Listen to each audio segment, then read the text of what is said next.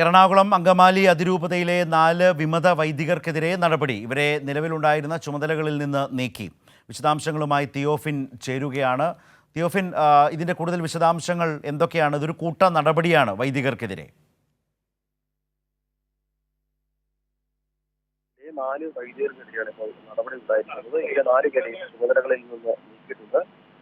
എറണാകുളം അങ്കമാലി അതിരൂപതയിലെ ബസിലിക്ക പള്ളിയിലെ അഡ്മിനിസ്ട്രേറ്ററായിരുന്ന ഫാദർ വർഗീസ് മണവാളൻ ഇദ്ദേഹത്തെ പ്രീസ്റ്റ് ഹോമിലേക്ക് മാറാനാണ് നിർദ്ദേശം നൽകിയിട്ടുള്ളത്. അതോടൊപ്പം തന്നെ മറ്റ് 3 വൈദികർ, father Joshy Vezhapparambil, father Thomas Valookkaran, father Benny Palatty, ഈ 3 പേർക്കെതിരെ നടപടിയുണ്ട്. ഇവർ തൃപ്പൂണിത്തുറ, പാലാരിവട്ടം, മാതാനഗർ എന്നീ പള്ളികളിലെ വികാരിമാരായിരുന്നു. ഇവരെ വികാരി സ്ഥാനത്ത് നിന്ന് ഒഴിവാക്കിയിട്ടുണ്ട്.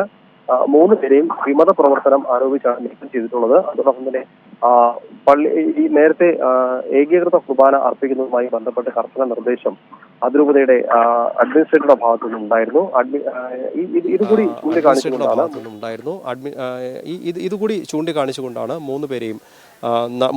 4 പേർക്കെതിരെ നടപടി സ്വീകരിച്ചിട്ടുള്ളത്.